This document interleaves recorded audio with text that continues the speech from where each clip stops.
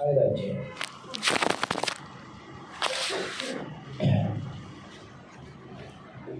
నేను మరలా తేరి చూడగా ఎగిరిపో పుస్తకం ఒకటి నాకు కనబడింది. దర్శనంలో ఏం కనబడింది? ఆయనకి ఎగిరిపో పుస్తకం. నీకేం కనబడుతుందని అతను నన్ను అడగా. నేను 20 మూరల నిడివియు 10 మూరల వెడపులు గల ఎగిరిపో పుస్తకం ఒకటి నాకు కనబడుతుందండి. అందుకు అతను నాతో ఇట్లయినాను, ఇది భూమి అంతా మీదటికి బయలు వెళ్ళు శాపమే. దానికి ఒక పత్రం రాసిన దాన్ని బట్టి దొంగిల వారందరూ కొట్టివేయబడదురు. 2వ పత్రం రాసిన దాన్ని బట్టి అప్రమాణికులందరూ కొట్టివేయబడదురు. ఇదే సైన్యములు గల బదులు యెహోవా వాక్కు. నేనే దాన్ని బయలుదేరి చేస్తున్నాను. అది దొంగలింట్లోనూ నా నామాన్ని బట్టి అబద్ధ ప్రమాణాలు చేయి వారి ఇంట్లోనూ ప్రవేశించి వారి ఇండ్లలో ఉండి వాటిని వాటి దూలాలను రాళ్ళను నాశనం చేయను. కాబట్టి 5వ అధ్యాయంలో మొదటి దర్శనం ఏంటంటే అబద్ధికులు అప్రామాణికులు కొట్టివేయబడతారని చెప్పాడు. ఆ ఎగిరిపో పుస్తకంలో అబద్ధికులు అప్రామాణికులు అనేవాళ్ళు ఏమైపడతారు? కొట్టివేయబడదురు. అది మొదటి దర్శనం. 2వది శాపం తీసివేయబడుతుందని చెప్పడానికి అప్పుడు నాతో మాట్లాడుతున్న దూత బయలు వెళ్ళి నీవు నిదానించి చూసి యువతలకు వచ్చిన దేవుడు కనిపెట్టమని నాతో చెప్పగా ఇదేమిటి అని నేను అడిగితిని. అందుకతడు ఇది కొల, ఇది బయలు వెళ్ళు తూము అని. మరి లోకమందంతటా జనులు ఇలాగున కనబడుతుందని చెప్పాను. అప్పుడు సీసం పిల్లలు తీయగా కొల తూములో కూర్చున్న ఒక స్త్రీ కనబడింది. అప్పుడు అతడు ఇది దోషమూర్తి అని నాతో చెప్పి తూములో దాన్ని పడవేసి సీస పిల్లడు తూము మీద నుంచాను. నేను మరలా తేరుచూడగా 2 స్త్రీలు బయలుదేరి సగ్గుపుడి కొంగ రెక్కల వంటి రెక్కలు వారికి ఉండెను. గాలి వారి రెక్కలను ఆడించుండెను. వారు వచ్చి తూము భూమి ఆకాశాల మధ్యను ఎత్తి దాన్ని మోసారు. వీరు ఈ తూమును ఎక్కడికి తీసుకుని పోదురో నాతో మాట్లాడుతున్న దూతను నేను అడగగా షీనారు దేశమందు దానికి ఒక సాలను కట్టడకు వారు పోతున్నారు. అది సిద్ధమైనప్పుడు అక్కడ దాని పీఠం మీద పెట్టించుతారని అతను నాకు ఉత్తరమిచ్చారు. కాబట్టి 2వది ఏంటనమాట, శాపం అనేది దోషం అనేది తీసివేయబడుతుంది అని చెప్పడం. మొదటిది అప్రామాణికులు అబద్ధికులు కొట్టివేయబడతారు. 2వది దోషం తీసివేయబడుతుంది అని చెప్పడం. దోషం తీసివేయబడింది, అప్రామాణికులు అబద్ధికులు కొట్టివేయబడతారు అని చెప్పడం. అది 5వ అధ్యాయంలో ఉన్న విషయం. అంటే అబద్ధికులు అప్రామాణికులు తీసివేయబడతారు. 2వది దోషం అనేది తీసివేయబడతారు ఇశ్రాయేలు నుంచి.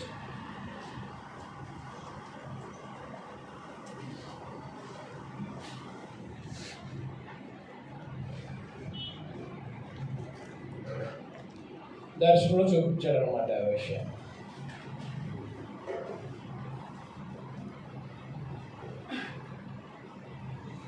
అప్రామాణికులు దొంగలు కొట్టేది, దోషం తీసివేయబడుతుంది అని చెప్పారు. దోషాన్ని ఎత్తుకెళ్ళిపోయినాయి అనమాట. చంపుకుడి కొంగలు 2 ఏం చేసినాయి? దోషాన్ని స్త్రీ రూపంలో చెప్పబడింది దోషం. ఆ దోషం అనేది తీసివేయబడింది అన్నమాట. యెరూషలేము నుంచి దోషం తీసివేయబడింది.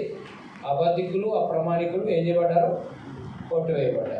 కొట్టివేయబడతారని చూపించబడ్డారు. 6వ అధ్యాయం. నేను మరలా తేరు చూడగా 2 పర్వతాల మధ్య నుండి 4 రథములు బయలుదేరి చూడండి. 2 పర్వతాల మధ్య 4 రథాలు. ఆ పర్వతములు ఎత్తడి పర్వతాలై ఉన్నాయి. మొదటి రథం నాకు ఎర్రని గుర్రములు, 2వ రథానికి నల్లని గుర్రములు, 3వ రథానికి తెల్లని గుర్రములు, 4వ రథానికి చుక్కల గల బలమైన గుర్రములు ఉన్నాయి. నా ఏలువాడ ఏమిటో నాతో మాట్లాడుతున్న దూతనడుగా అతను నాతో ఇట్లనే, ఇవి సర్వలోక నాదులకు యెహోవా సన్నిధిని విడిచి బయలు వెళ్ళు ఆకాశపు చతుర్వాయువులు. నల్లని గుర్రముల రథము ఉత్తర దేశంలోకి పోగున్నది. తెల్లని గుర్రముల రథం వాటి వెంబడి పోగును. చుక్కల గల గుర్రాలు రథం దక్షిణ దేశంలో పోగును.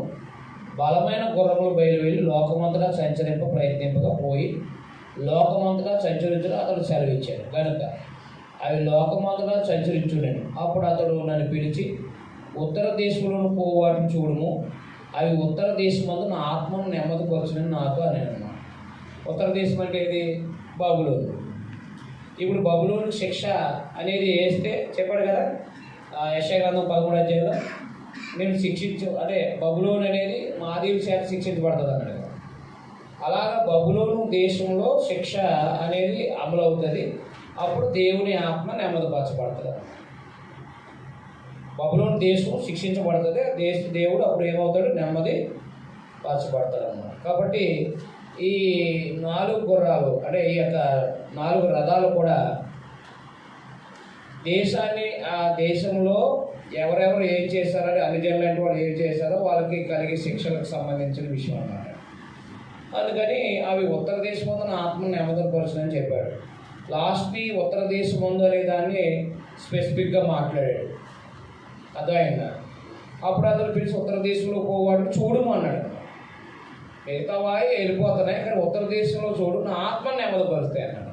నా ఆత్మని నెమ్మదిపరుస్తాయి. 9వ వచనం మరియు యెహోవా నాకు ప్రత్యక్షమే ఇలా సెలవిచ్చింది ఏమనగా, చెరపట్టబడిన వారిలో బబులోను నుండి వచ్చిన హెల్దయి, టోబియా, యెదాయా అను వారు జెఫన్యా కుమారుడు యోసియా ఎంట దిగి ఉన్నారు. వారు చేరిన దినమనే నీవు ఆ ఇంటికి పోయి వారిని అడిగి వెండి బంగారాలు తీసుకుని కిరీటం చేసి ప్రధాన యాజకుడు యెహోజాదా కుమారుడైన యెహోషువ తల మీద ఉంచి అతనితో ఇట్లా అన్నాడు. అంటే ఇప్పుడు ఇక యోధా దేశం మీదకి దోషం లేదు, తను దేశాన్ని దేవుడు శిక్షించడం వల్ల నెమ్మది వచ్చింది. కాబట్టి ఇప్పుడు ప్రధాన యాజకుడు అనేవాడు దేవాలయంలో ఆయన పని ఆయన చేయాలన్నమాట. అందుకోసం ఆయన కిరీటం కూడా చేయబడింది. అప్పుడు యెహోషువ తల మీద నుంచి అంతట్లేను సైన్యములకు అధిపతిగా యెహోవా సెలవిచ్చింది ఏమనగా, చిగురు అని ఒకడు కలడు, అతడు తన స్థలంలో నుండి చిగుర్చును, అతడు యెహోవా ఆలయం కట్టును. చిగురు అనే ఒకడు కలడు అన్నాడు కదా 3వ అధ్యాయం 8వ వచనంలో ఎకర గ్రంథంలో, అవునా? 8. చిగురు అను నా సేవకుని నేను రప్పించిపోతున్నాడు కదా. 23 ఇర్మియా గ్రంథంలో చెప్పబడిన దావీదు నుండి వేరు చిగురు పుట్టిస్తానన్నాడు కదా. 23:5 26:5 23:5 యెహోవా ఇలాగ ఆజ్ఞయిస్తున్నాడు, రాబో దినాల్లో నేను దావీదునకు నీతి చిగురు పుట్టింది, అతడు రాజై పరిపాలన చేయను అన్నాడు 23:5లో. అందువల్ల ఈ ప్రవక్తల గ్రంథాలు క్రమంగా చూడగలిగినప్పుడు చిగురు అనే ఒక కళ్ళతడు తన స్థలంలో నుండి చిగురుస్తాడు, అతడు యెహోవా ఆలయం కట్టును అన్నాడు. అతడు ఆల్రెడీ ఇక్కడ ఆలయం కట్టేది ఎవరు? జెరుబ్బయలు. రాబోయే చిగురని ఆయన ఆలయం కట్టేది ఎవరు? యేసుక్రీస్తు వారు. అవునా కదా? యెహోవా ఆలయం కట్టును, అతడే యెహోవా ఆలయం కట్టును. అతడు ఘనత వహించుకుని సింహాసనాసీనుడై ఏలును. ఎవరు? ప్రభు అయిన యేసుక్రీస్తు వారు. అతడు ఘనత వహించుకుని సింహాసనాసీనుడై ఏలును. సింహాసనాసీనుడై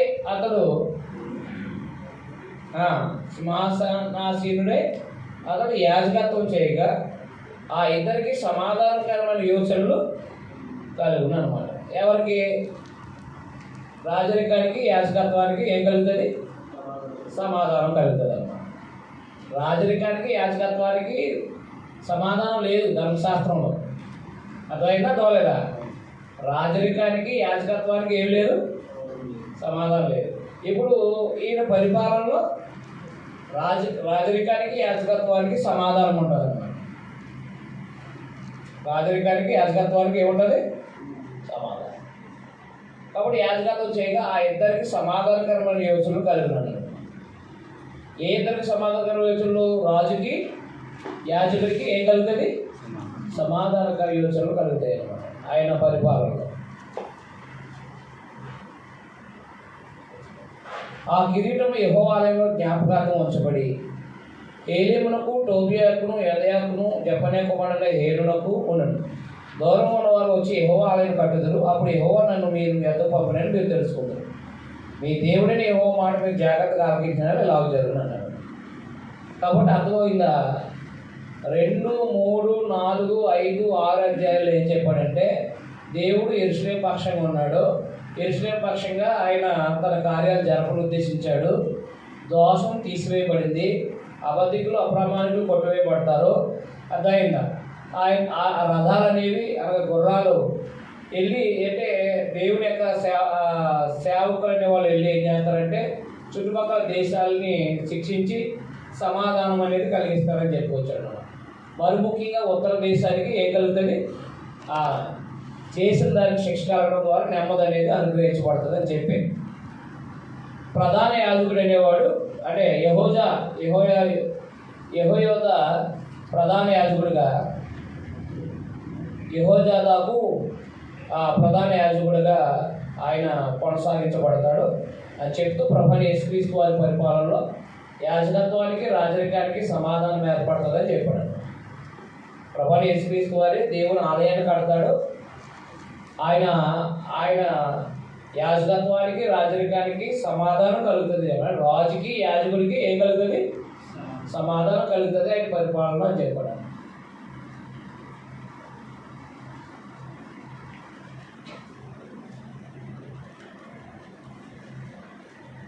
ఇంతవరకు మీకు దర్శనాలు ఏమైనా అనుమానాలు ఉంటే అడగండి.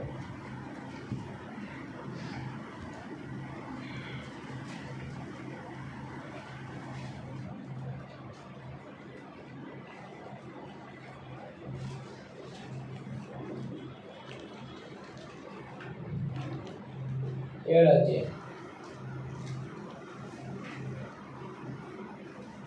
రాజైన దర్యావేషు ఏలుబడింది 4వ సంవత్సరంలో కిస్లేవు అని 9వ నెల 4వ దినాన బేతేలు వారు షెరేజరును రెగెమెలెకు అని తమ వారిని పంపి, ఇన్ని సంవత్సరాలు మేము దుఃఖించినట్లు 5వ నెలలో ఉపవాసం ఉండి దుఃఖించమా అని యెహోవాను శాంతిపరచుటకై మందిరం నదులున్న యాజకులను ప్రవక్తలు మనవి చేయగా, సైనికులకు యెహోవా వాక్కు నాకు ప్రత్యక్షమై సెలవిచ్చింది ఏమనగా, దేశపు జనులందరికీ యాజకులకు నీ వాట తెలియజేవారు. ఈ జరిగిన 70 సంవత్సరాలు ఏటా 5వ నెల 7వ నెలలో ఉపవాసములు దుఃఖం జరుపుతూ వచ్చినప్పుడు నా ఎందుకు భక్తి కలిగి ఉపవాసం ఉన్నారా? 70 సంవత్సరాలు ఎక్కడ? బబులోను దేశంలో నా యందు భక్తి కలిగి ఉపవాసం ఉన్నారా? మరి మీరు ఆహారం పుచ్చుకున్నప్పుడు స్వప్రయోజనకే కదా పుచ్చుకుంటుంది. మీరు పానం చేసినప్పుడు స్వప్రయోజనానికి కదా పానం చేశారు. యెరూషలేములోను దాని చుట్టూ ఉన్న పట్టణంలో దక్షిణ దేశం మైదానంలో జనులు విస్తరించి క్షేమంగా ఉన్న కాలంలో పూర్వీకులకు ప్రవక్తల ద్వారా యెహోవా ప్రకటన చేసిన ఆజ్ఞలను మీరు మనసులకు తెచ్చుకొనకుండవచ్చునా? కాబట్టి ఉపవాసం ఉండాలా వద్దని అడిగారు. ఎవరిని? ప్రవక్త. ఉపవాసం ఉండాలా వద్దని అడిగితే చెవిచి అదే మేము ఉపవాసం ఉండవచ్చా అని అడిగారు అన్నమాట. యాజకులు ప్రవక్తలకి మనం చేశారు. అప్పుడు 70 సంవత్సరాలు మీరు ఈ ఉపవాసం ఉన్నది అదే వాక్య ప్రకారంగానే ఉపవాసం ఉన్నారా అని ఆయన ప్రశ్నించాడు అన్నమాట. ప్రశ్నించి 8 నుంచి ఏం చెప్పాడంటే, మరియు యెహోవాకు జకర్యాకు ప్రత్యక్షమే ఇలాగ సెలవిచ్చింది ఏమనగా, సైన్యములకు అధిపతికి యెహోవా ఎలాగ ఆజ్ఞ ఇచ్చి ఉన్నాడు, సత్యమును అనుసరించి తీర్పు తీర్చుడి, ఒకరి యందొకరు కరుణావాక్యాలు కనపరచండి, విధవరాలను తండ్రి లేని వారిని పరదేశులను దరిద్రులను బాధ పెట్టకండి, మీ హృదయముందు సహోదరులు ఎవరికి కీడు తేజాలండి. అదైనా ఉపవాసం గురించి అడిగితే ఈయన ఏం చెప్పాడు? యెషయా గ్రంథం 57 అధ్యాయంలో చెప్పాడా? 57 అధ్యాయంలో చెప్పింది.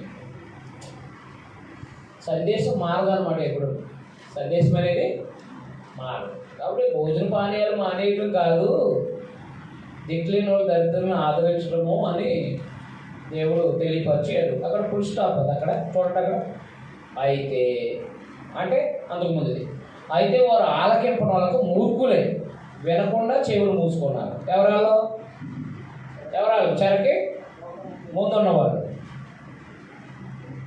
ధర్మశాస్త్రము పూర్వీకులైన ప్రవక్తల ద్వారా సైన్యములకు అధిపతి యెహోవా తన ఆత్మ ప్రేరేపణ చేత తెలియజేసిన మాటల్ని తాము వినకున్నట్లు హృదయములను కురివిందం వల్లే కట్టుబరుచుకున్నారు కనుక సైన్యములకు అధిపతి యెహోవా యొద్ద నుండి మహోగ్రత వారి మీదకి వచ్చిందండి. అదే రోమపత్రిక 2:4 కూడా అంటాడు కదా, ఆయన యొక్క దయను మనం సద్వినియోగం చేసుకోవాలి. అనుగ్రహైశ్వర్యాన్ని ఆయన యొక్క దీర్ఘశాంతాన్ని తునీకరించవా అన్నాడు. దేవుని వాక్యం విని హృదయాన్ని కఠినం చేసుకునే వారి మీదకి ఏమొస్తుంది? ఉగ్రత వస్తుంది. ఎప్పుడు వస్తుంది? కఠినం చేసుకున్న వారు ప్రతిసారి వస్తుంది అంతే. అది క్రైస్తవుడైనా ఎవరైనా దేవుని వాక్యం విని హృదయాన్ని కఠినం చేసుకునే వారి మీద దేవుని ఉగ్రత వస్తుంది అన్నమాట. దేవుని వాక్యం విని మార్చుకోవాలి తప్ప దేవుని వాక్యం విని కఠినం చేసుకుంటే మాత్రం దేవుని దగ్గర నుంచి ఉగ్రత వస్తుంది. అది నేటికి సంబంధించిందే గమనించాల్సిన విషయం అన్నమాట. సూత్రం అది. హృదయాన్ని కఠినం చేసుకుంటే దేవుని ఉగ్రత వస్తుంది అన్నమాట. యెహోయాదు నుండి మహోగ్రత వారి మీదకి వచ్చాయి. కాబట్టి సైన్యుల అధిపతి యెహోవా సెలవిచ్చింది ఏమనగా, నేను పిలిచినప్పుడు వారు ఆలకింపకపోయారు కనుక వారు పిలిచినప్పుడు నేను ఆలకింపను. సూత్రమా కాదా? మరియు వారు ఎరగిన అన్ని జనుల్లో నేను వారిని చెదరగొట్టదును. వారు తమ దేశమును విడిచిన మీదట అందులో ఎవరునూ సంచరించకుండా అది పాడదు. ఎలాగున వారు మనోహరమైన తమ దేశమును నాశనం కలగజేసుకుని ఉన్నారు అన్నాడు. అలా ఉపవాసాన్ని గురించి అడిగినప్పుడు 70 సంవత్సరాలు నిజంగా మీరు ఉపవాసం చేశారా? నేను ఏం చెప్పాను? దిక్కులేని వాళ్ళు దరిద్రులను ఆదరించమని చెప్పాను కదా. అందుకు ముందున్న ప్రజలు ఏం చేశారంటే సందేశాన్ని విని హృదయం కఠినం చేసుకుని నాశనం తెచ్చుకున్నారు అని 7వ అధ్యాయంలో ఉపవాసాల గురించి ఆయన జవాబిచ్చాడు. దేవుడు ఉపవాసాల గురించి దేవుడు ఏం చేశాడు? అక్కడ ఉన్న ప్రజలకి జవాబిచ్చాడు. ఉపవాసాన్ని గురించి జవాబిచ్చాడు ఆయన.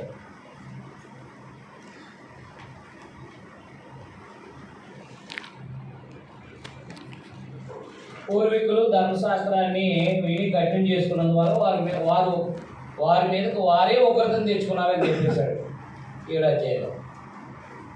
చెరకు ముందున్న వాళ్ళు ఏం చేశారు? హృదయాన్ని కఠినం చేసుకున్నందువల్ల ఉగ్రతనే తెచ్చుకున్నారు అన్నారు. అలాగనే మనం నేడు కూడా సందేశం వినపడుతున్నప్పుడు మన సందేశం విన్నప్పుడు మన జీవితాన్ని సరి చేసుకోవాలి తప్ప సందేశం వినపడినప్పుడు మనం హృదయాన్ని కఠినం చేసుకోకూడదు. హృదయాన్ని కఠినం చేసుకుంటే ఉగ్రత అనేది వస్తుంది అన్నమాట. 8వ అధ్యాయం. మరియు సైన్యులకు అధిపతికి యెహోవా వాక్కు ప్రత్యక్షం ఇలా సెలవిచ్చారు. సైన్యులకు అధిపతికి యెహోవా ఆజ్ఞ ఇచ్చింది ఏమనగా, మిగుల ఆసక్తితో నేను సియోను విషయమందు రోషం వహించి ఉన్నాను. బహురౌద్రులు గలవాడినే దాని విషయమందు నేను రోషం వహించి ఉన్నాను. యెహోవా సెలవిచ్చింది ఏమనగా, నేను సియోను నదుకు మరలా వచ్చి యెరూషలేములో నివాసం చేతును.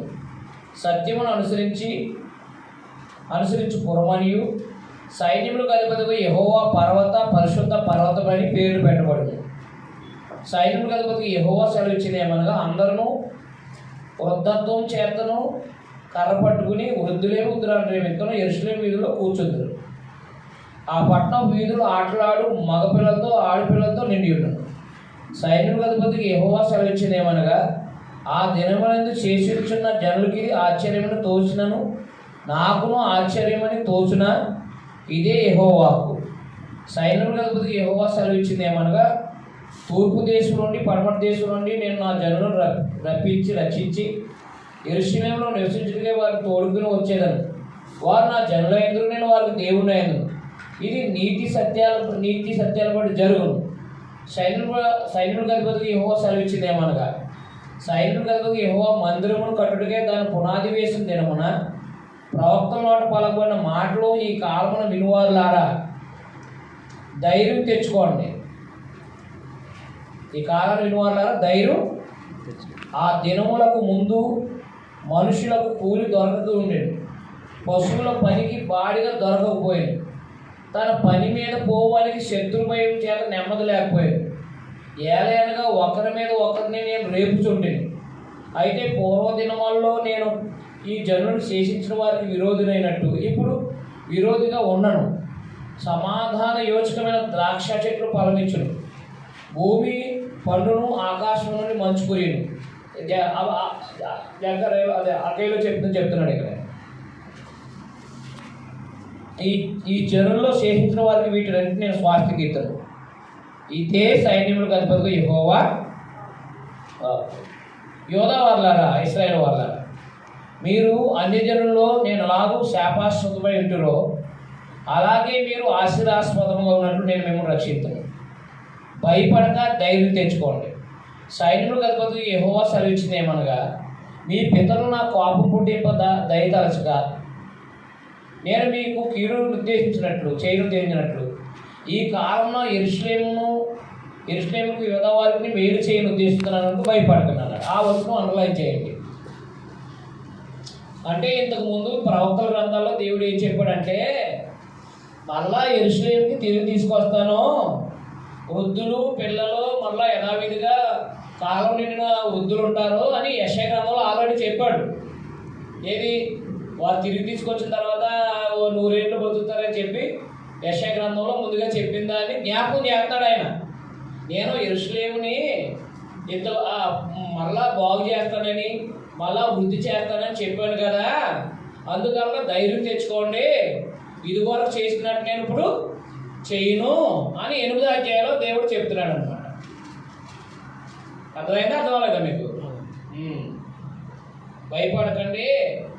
మీరు చేయవలసిన కార్యం ఏమనగా ప్రతివాడు తన పొరుగు వానితో సత్యమే మాట్లాడాలి. ఎఫెసీ పత్రిక 4వ అధ్యాయంలో ఉన్నట్టుగా లేదా? 25, 26.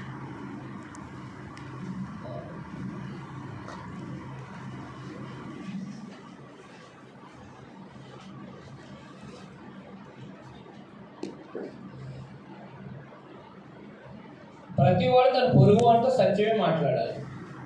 సత్యమును బట్టి సమాధానకర న్యాయాన్ని బట్టి మీ గుమ్మంలో తీర్పు తెచ్చకూడదు. తన పొరుగువాని మీద ఎవడు దుర్యోచన యోచించకూడదు. అబద్ధ ప్రమాణం చేయని ఇష్టపడకూడదు. ఇవన్నీ నాకు అసహ్యములు. ఇదే యెహోవా వాక్కు.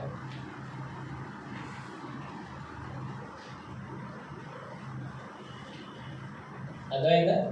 8వ అధ్యాయంలో ఏం చెప్పాడు? నేను ఇంతకు ముందు యెరూషలేముని వృద్ధి చేస్తానని చెప్పాను, అలాగే వృద్ధి చేస్తాను, కానీ మీరు వారికిలాగా ఉండకండి అని చెప్పాడు అన్నమాట. మీరు వారికిలాగా ఉండొద్దు అని చెప్పాడు. అది రాసుకోండి అక్కడ. ప్రవక్తల గ్రంథాల్లో సీయోని మరలా సర్వసమృద్ధి గల దానిగా చేస్తానని తెలియపరిచినట్టుగా నేను చేయదునని చెప్పి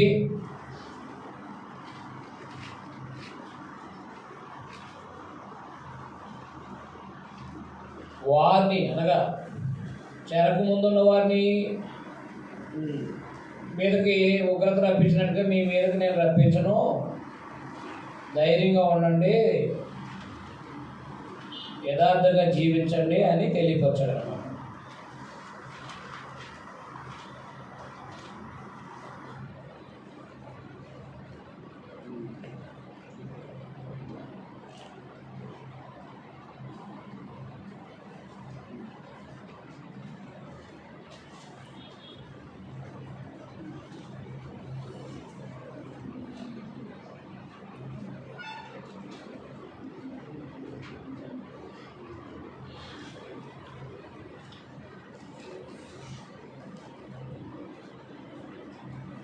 తర్వాత 18వ వచనం నుంచి,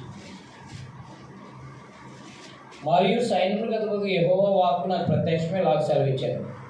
సైన్యులకు అధిపతి యెహోవా ఆజ్ఞించింది ఏమనగా, 4వ నెలలో ఉపవాసము, 5వ నెలలో ఉపవాసము, 7వ నెలలో ఉపవాసము, 10వ నెలలో ఉపవాసము, యోధా వీటి వారికి సంతోషము ఉత్సాహాలను పుట్టించు మనోహరములైన పండుగలను క్షమించారు. అదైనా మళ్ళీ యథావిధిగా ఏం జరుగుతాయి? పండగలు జరుగుతాయి. సైనికులకు అధిపతిగా యెహోవా సెలవిచ్చినగా జనములను అనేక పట్టణాల నివాసులను ఇంకా ఒత్తురు. ఒక పట్టణం వారు మరొక పట్టణం వారు అయితే వచ్చి ఆలస్యం చేయక యెహోవాను శాంతిపరచుటకు సైన్యములకు అధిపతికి యెహోవాను వెతుకుటకు మనం పోదుము రండి అని చెప్పగా వారు మేము వద్దుమందురు. అనేక జనములు బలము గల జనులు యెరూషలేములో సైన్యములకు అధిపతికి యెహోవాను వెతుకుటను యెహోవాను శాంతిపరచుటకు వత్తురు. సైన్యములకు అధిపతికి యెహోవా సెలవిచ్చింది ఏమనగా, ఆ దినముల్లో ఆయా భాషలు మాట్లాడే అన్ని జనుల్లో 10 మంది ఒక యూదుని శంకు పట్టుకుని దేవుడు మీకు తోడుగా ఉన్నాడు అనే సంగతి మాకు వినబడింది కనుక మేము మీతో కూడా వద్దుమని చెప్పుదు. కాబట్టి 18 నుంచి 23 వరకు ఏమన్నాడు? యథావిధిగా పండగలు ఉపవాస దినాలు జరుగుతాయి యెరూషలేములో అని చెప్పాడు. యథావిధిగా యెరూషలేము కట్టబడినప్పుడు, దేవాలయం కట్టబడినప్పుడు పండుగలు అనేవి, ఉపవాస దినాలు అనేవి ఏమవుతాయి? యథావిధిగా ఏ కాలంలో జరిగే పండుగలు ఆ కాలంలో, ఏ కాలంలో జరిగే ఉపవాసాలు ఆ కాలంలో జరుగుతాయని చెప్పుకొచ్చాడు అనమాట. 8వ అధ్యాయంలో చరిత్ర మిస్ అయితే ఇది ఒక్కటి కూడా అర్థం కాదు. అది విషయం. చరిత్ర కనుక మనకు అర్థం కాకపోతే ఈ అధ్యాయాలు ఏవి మనకి అసలు పొంతన అనేది దొరకదు. అసలు వివరించడానికి అసలు ఆలోచన రాదు అసలు. అందుకే 4వ అధ్యాయం నుంచి మనము ఈ సంగతులను గ్రహిస్తున్నాం. యెజ్రెయా గ్రంథం నుంచి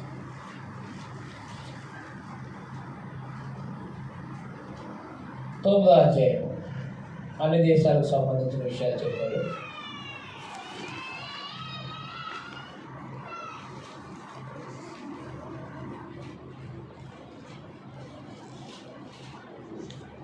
హాద్రాకు దేశమును గూర్చి దమస్కు పట్టణాన్ని గూర్చిన వచ్చిన దేవోక్తి. దమస్కు అంటే సిరియా ముఖ్య పట్టణం. సిరియా ముఖ్య పట్టణం. సిరియా దేశానికి ఎందుకు అనంటే వీళ్ళు అక్కడి నుంచే గ్రీక్ సామ్రాజ్యంలో వీళ్ళని ఉత్తర దేశాల నుంచే వీళ్ళు వ్యతిరేకులయ్యారు. ఏలైనా యెహోవా సర్వనరులను ఇశ్రాయేలు గోత్రపు వారందరూ లక్ష్య పెట్టేవాడు కనుక దాని సరిహద్దును ఆనుకున్న అమాతను గూర్చి జ్ఞాన సమృద్ధి గల తూరు సీదను గూర్చి అది వచ్చేది. తూరు పట్టణం వారు ప్రాకారం గల కోటను కట్టుకుని ఇసుక రేణువులు అంత విస్తారంగా వెండిని వీధులు కసువంత విస్తారంగా సువర్ణం సమకూర్చుకునేది. యెహోవా సముద్రమందులు దాని బలమును నాశనం చేసి దాని ఆస్తిని పరుల చేతికి అప్పగించాడు. అది అగ్ని చేత కాల్చబడను. ఆల్రెడీ ఇది యెజ్రెయా గ్రంథం 28-29లో చెప్పడం, 27-28లో చెప్పడం జరిగింది కదా. దేని గురించి? తూరు అగ్ని చేత కాల్చబడను అన్నాడు కదా.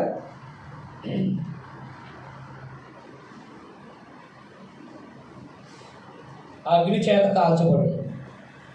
అస్కెలోను దాన్ని చూసి జడియును. గాజా అంటే ఫిలిష్తీయుల ముఖ్య పట్టణం దాన్ని చూసి బహుగా వణుకును. ఎగ్రోను పట్టణం తాను నమ్ముకున్నది అవమానం అందగా చూసి భీతునందును. గాజా రాజు లేకుండా పోవును. అస్కెలోను నిర్జనంగా ఉన్నను. అష్టోదులో సంకరజనం కాపురమును. ఫిలిష్తీయులు అతిశాస్పదం నాశనం చేసేది. అర్థమైందా? దమస్కు, తూరు, తర్వాత ఇంకేంటి? ఫిలిష్తియా. ఈ దేశాల మీదకి దేవుని యొక్క ఉగ్రత గురించి మాట్లాడుతున్నారు. వారి నోట నుండి రక్తము వారికను తినకుండా వారి పండ్ల నుండి ఏమైనా మాంసాన్ని తీసివేశారు. వారును శేషముగా ఉందరు. మన దేవునికి వారు యోధా వారిలో పెద్దల వలె నొందరు. ఎగ్రోను అన్నా వాళ్ళే ఫిలిష్తీయులే. ఎబీసీల వలె ఉందరు. నేను కన్నులా చూసిన కనుక బాధించే వారు ఎన్నో సంచరించకుండా తిరుగులాడు సైన్యులు నా మందిరం మీదకి రాకుండా దాన్ని కాపాడుకుంటే నేను ఒక దండుపేటను ఏర్పాటు చేద్దాం. అది అండర్లైన్ చేయండి. ఆ దండుపేట మక్కాబీ. కాబట్టి ఈ 9వ అధ్యాయము 8 వరకు ఏం చెప్పుకొచ్చాడంటే ఈ దమస్కు, తూరు, ఫిలిష్తియా ఈ దేశాలు నాశనం చేయబడతాయని చెప్పాడు.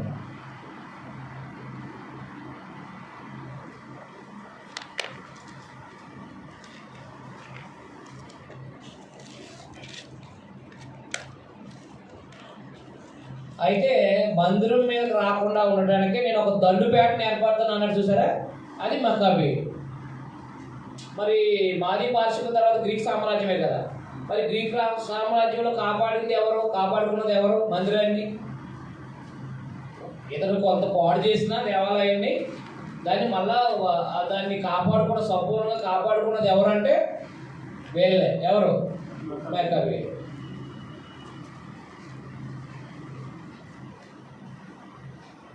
నేను ఒక దండుపేటను ఏర్పరిచేది అన్నాడు కదా. అయితే యెరూషలేము ఎలా కాపాడబడుతుందో, యెరూషలేముకి రాజు అవుతాడనే సంగతి యేసు ప్రభు గురించి చెప్తున్నాడు ఇక్కడ. యెరూషలేము కాపాడబడితే యెరూషలేముకి రాజు అయ్యేది ఎవరు? యేసుక్రీస్తు వారు. అంటే అర్థమేంటి? ఇక్కడ అయ్యేది ఆత్మ సంబంధమైన రాజు అన్నమాట. సియోను నివాసులారా బహుగా సంతోషించండి, యెరూషలేము నివాసులారా ఉల్లాసంగా ఉండండి, నీ రాజు నీతిపరుడు. అది ఇప్పుడు యెరూషలేము కట్టబడిన తర్వాత వచ్చే రాజు ఎవరు? కొన్యాతో అయిపోయింది రాజరికం. అవునా? ఓటుకున్నవాడా అన్నాడు అనలేదా? కొన్యాతో రాజరికం అయిపోయింది. అయితే యెరూషలేము కట్టబడిన తర్వాత మరొక రాజు అనగా ప్రభువైన యేసుక్రీస్తు వారు ఆయన రాజు అవుతారని ముందుగానే చెప్పడం జరిగింది. సియోను నివాసులారా బహుగా సంతోషించండి, యెరూషలేము నివాసులారా అని ప్రభువైన యేసుక్రీస్తు వారు ఈ యొక్క 21వ అధ్యాయంలో మత్తయి సువార్త 21వ అధ్యాయం 5వ వచనంలో ఆయన ఒక గాడిద మీద వెళ్తున్నప్పుడు ఆ ప్రవచనం నెరవేర్చబడిందని చెప్తాడు అక్కడ. అవునా? కాబట్టి మత్తయి సువార్త 21వ అధ్యాయం 5వ వచనంలో నెరవేర్చబడిన ప్రవచనం ఇక్కడ ప్రవచించబడింది. ఎవరు? జకర్యా ప్రవచించాడు అన్నమాట. జకర్యా ప్రవచించాడు. యెరూషలేము కట్టబడితే నీతిపరుడు అనే రాజు వస్తాడు. ఆల్రెడీ ఈ యెహెజ్కేలు గ్రంథంలో కూడా చెప్పాడు కదా, నేను దావీదును దాని మీద రాజుగా నియమించు. కాబట్టి ఇప్పుడు ప్రభువైన యేసుక్రీస్తు వారు రాజుగా యెరూషలేము నివాసులను ఉల్లసించండి, నీ రాజు నీతిపరుడు, రక్షణ గలవాడు, దీనుడై గాడిదను గాడిద పిల్లకి నీ వద్దకు వస్తున్నాడు అన్నాడు. కాబట్టి యెరూషలేము మీదకి ప్రభువైన యేసుక్రీస్తు వారు రాబోతున్నారని ముందుగా చెప్పడం జరిగింది. 10వ వచనం, ఎఫ్రాయిములో రథములు ఉండకుండా నేను చేసేది, యెరూషలేములో గుర్రములు లేకుండా చేసేది, యుద్ధపు విలు లేకుండా పోవును, నీ రాజు సమాధాన వార్త అనుజనులకు తెలియజేయ. అదన నీ రాజు సమాధాన వార్త ఎవరికి తెలియజేస్తారంట? అంటే ప్రభువైన యేసుక్రీస్తు వారు రాజుగా వస్తే అనుజనులు కూడా అవకాశము ఉంది అని అనేక ప్రవక్తల గ్రంథాల్లో ఉన్నాయి. జాగ్రత్త పెట్టుకొని ఆయన పరిపాలన చూడండి. సముద్రం నుండి సముద్రం వరకు, యూఫ్రటీస్ నది మొదలుకొని భూదిగంధాల వరకు అతను ఏలును అన్నాడు. ప్రభువైన యేసుక్రీస్తు వారి పరిపాలన ఇప్పటి వరకు ఎక్కడి వరకు? కాబట్టి ప్రపంచం అంతా ఏలుబడి చేస్తాడని, ఆయన నీతిపరుడు, రక్షణ గలవాడు, దీనుడు అని ఆయన యొక్క వ్యక్తిత్వాన్ని గురించి తెలియపరుస్తూ ఆయన భూదిగంతాల వరకు అతను పరిపాలన చేస్తాడని చెప్పడం జరిగింది. అదే అండర్లైన్ చేయండి. ఆయన పరిపాలన భూదిగంతాల వరకు ఉంటుంది అన్నమాట.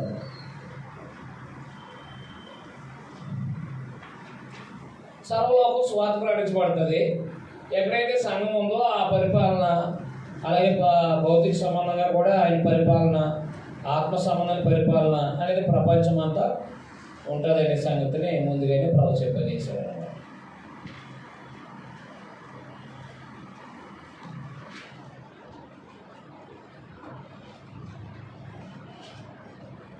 మరియు నువ్వు చేసిన నిబంధన రక్తాన్ని బట్టి తాము పడిన నీరు లేని గోతుల నుండి చెరపట్టబడిన నీ వారిని నేను విడిపించాను. ఎవరు నేర్చుకునే వారు? బంధకములో పడి ఉండి నిరీక్షణ గలవారులారా, మీ కోటను మరలా ప్రవేశించండి, రెండంతలుగా మీకు మేలు చేసిందని నేను మీకు తెలియజేస్తున్నాను. యెరూషలేము ప్రజలకి దేవుడు ఏం చెప్తున్నాడు? రెండంతలుగా మీకు ఏం చేస్తాను? మేలు చేస్తాను. యోధా వారిని నాకు విల్లుగా పొంచుచున్నాను, ఎఫ్రాయిము వారిని బాణములుగా చేయుచున్నాను, సియోను నీ కుమారులను రేపుతున్నాను, సూర్యుడు ఖడ్గం ప్రయోగించినట్టు నేను నిన్ను ప్రయోగిస్తున్నాను. గ్రేకీయులారా, సియోను కుమారులు మీ మీదకు రేపుతున్నాను. అండర్లైన్ చేయండి. గ్రేకీయులు అంటే ఎవరు? ఆ గ్రీక్ సామ్రాజ్యంలో వాళ్ళ మీదకి యోధా వారిని రేపుతున్నాడంటే మక్కాబీల్ని రేపుతున్నాడు అన్నమాట. ఇది సైలెంట్ పీరియడ్లో జరిగిన చరిత్ర. ఏది ఇప్పుడు చెప్తున్నది అంతా కూడా. ఈ మక్కాబీలు అనేవాళ్ళు ఎప్పుడు వచ్చారు? అర్థమైంది. గ్రీక్ సామ్రాజ్యంలోనే కదా తిరగబడతా వాళ్ళ మీదకి. ఆ గ్రీక్ సామ్రాజ్యం అనేది ఎప్పుడు 330 క్రీస్తు పూర్వం కదా.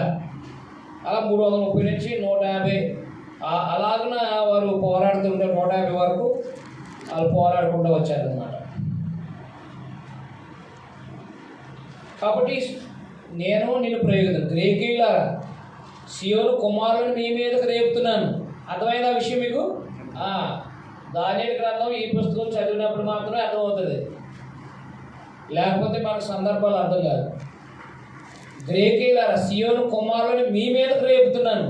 గ్రీకుల మీదకి ఎందుకు రేపుతాడంటే ఆ యాంటీయాకస్ ఎపోనస్ అనేవాడు ఏం చేస్తాడంటే దేవాలయాన్ని అపవిత్రపరుస్తాడు కాబట్టి దేవుడు వాళ్ళని రేపుతాడు అన్నమాట. యెహోవా వారి పైగా ప్రత్యక్షమవును, ఆయన బాణములు మెరుపు వలె విడవబడును. ప్రభువు యెహోవా బాకానాదం చేయొచ్చు, దక్షిణ దృష్టిలో వచ్చి గొప్ప సుడిగాల్లో బయలుదేరు. సైన్యులు గతపతికి యెహోవా వారిని కాపాడు కనుక వారు భక్షించు, వడిసెల రాళ్ళను అడగద్రొక్కుచు, త్రాగుచు, ద్రాక్షారసము త్రాగువారి వలె బొబ్బలిడుచు, బలిపశు రక్త పాత్రలను బలిపేట మూలను నిండినట్లు రక్తంతో నిండి ఉంది. నా జనులు యెహోవా దేశంలో కిరీటమందుల రక్తం వలె ఉన్నారు కనుక కాపరి తన మందను రక్షించినట్లు వారి దేవుడైన యెహోవా ఆ దినమున వారిని రక్షించాడు. వారు ఎంతో క్షేమంగా ఉన్నారు, ఎంతో సొగసుగా ఉన్నారు. ధాన్యం చేత యవనను, కొత్త ద్రాక్షరసం చేత యవన స్త్రీని వృద్ధి నొందుతారు. అర్థమైందా? దేవుడి కాపుదల ఉంది కాబట్టి వారు వృద్ధి చెందుతారని తెలియజేస్తున్నారు. కాబట్టి 9వ అధ్యాయంలో అన్ని దేశాలు నాశనము, యెరూషలేము ప్రభువైన యేసుక్రీస్తు వారి ద్వారా రక్షించబడి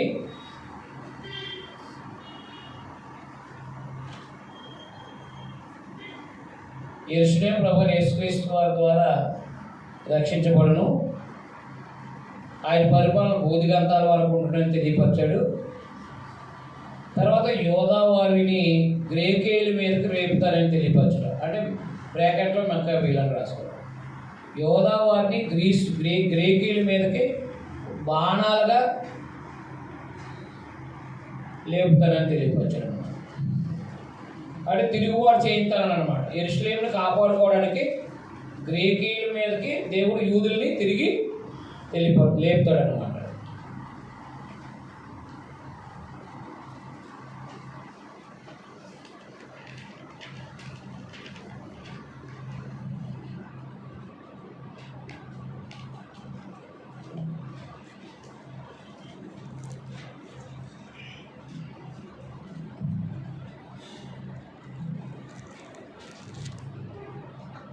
మొదటి కడవరి వానాకాలమున వర్షం దయచేయమని యెహోవాను వేడుకోనండి. ప్రతి వాని చేతిలోనూ పైరు మొలిచినట్లు యెహోవా మెరుపులు పుట్టించను, ఆయన వానలు మెండుగా కురిపించను.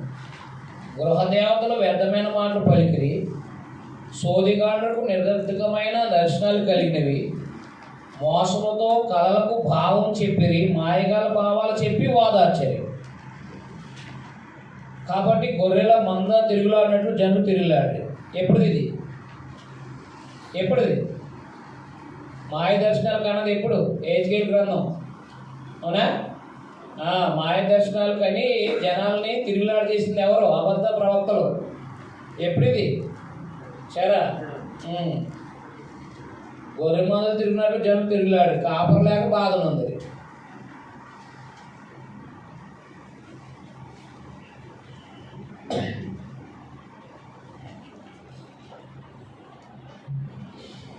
నా కోపాగ్ని మండుచు కాపర్ల మీద పడును, మేకలు నేను శిక్షించదు. మేకలు నేను శిక్షించేదాన్ని. ఇది ప్రవక్తల భాష విధానం. మేకలను శిక్షించేదాన్ని అన్నాడు. గొర్రెలు మేకలు అన్నట్టు చూసారు మత్స్య వార్త.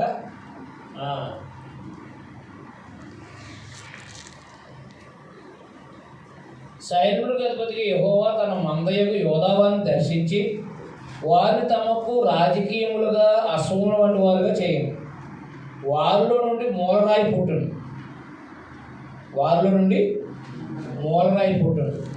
మేకును యుద్ధప్రియులు వారి చేత కలుగును. బాధించేవాడు వారిలో నుండి బయలుదేరు.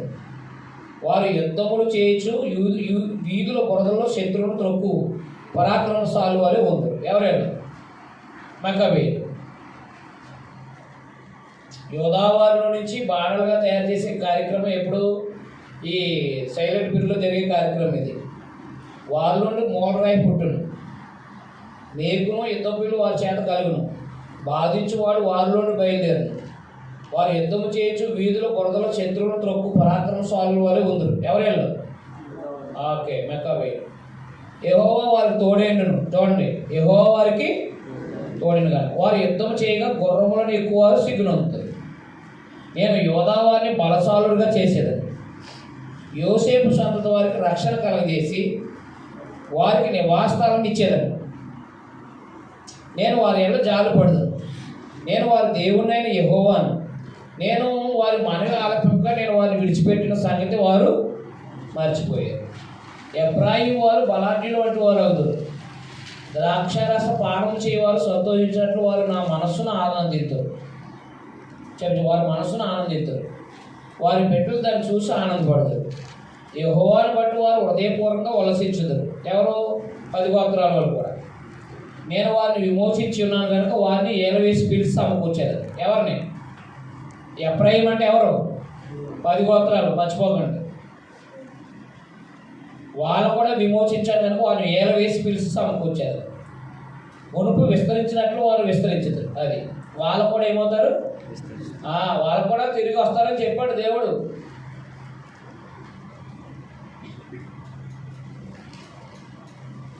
ఐగుప్తు దేశంలోని వారిని మరలా రప్పించి అశ్షూరు దేశంలోని సమకూర్చి, అది ఎక్కడికి వెళ్ళారు?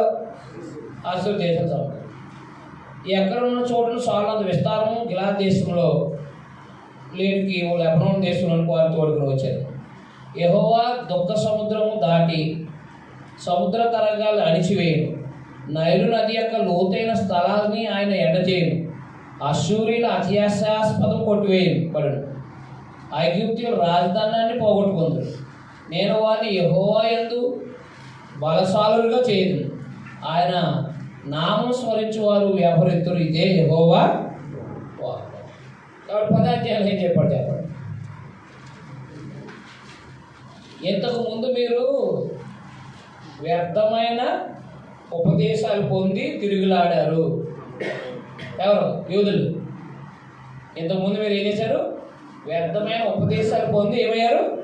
తిరుగులాడారు. అయితే నేను మిమ్మల్ని ఇప్పుడు ఒక రాజకీయ మగుటాలుగా చేయబోతున్నాను. రాజకీయ మగుటములుగా చేయబోతున్నాను. అదే క్షమించి రాజకీయములకు అశ్వముల వంటి వారుగా చేస్తాను. యుద్ధ గుర్రాల వంటి వారుగా చేస్తాను. యోధావారిని దర్శించి వారిని తనకు రాజకీయములకు అశ్వముల వంటి వారుగా చేయను అన్నాడు.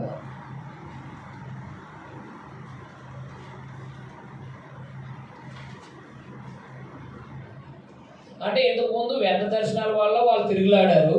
ఇప్పుడు యోధావారిని బలపరుస్తానంటున్నాడు. అర్థమైందా? యోధావారిని బలపరుస్తానంటున్నాడు.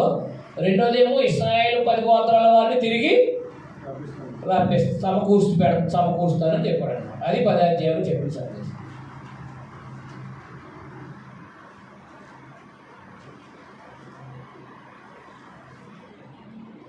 ఏదైనా ఒక పుస్తకం చదివేటప్పుడు కంప్లీట్గా ఆగకుండా చదివితేనే ఒకదాని తర్వాత ఒకటి అర్థమవుతుంది. అవునా కదా? అప్పుడప్పుడు చదివితే మనం ఏమాత్రమో కనెక్టింగ్ అవ్వదు. అందువల్ల దేవుడి పిల్లలుగా ఎప్పుడైనా పుస్తకం చదివినప్పుడు కంప్లీట్గా చదవండి, కంప్లీట్గా స్టడీ చేయండి. అప్పుడే అదవుతుంది. బ్రేక్ తీసుకోండి.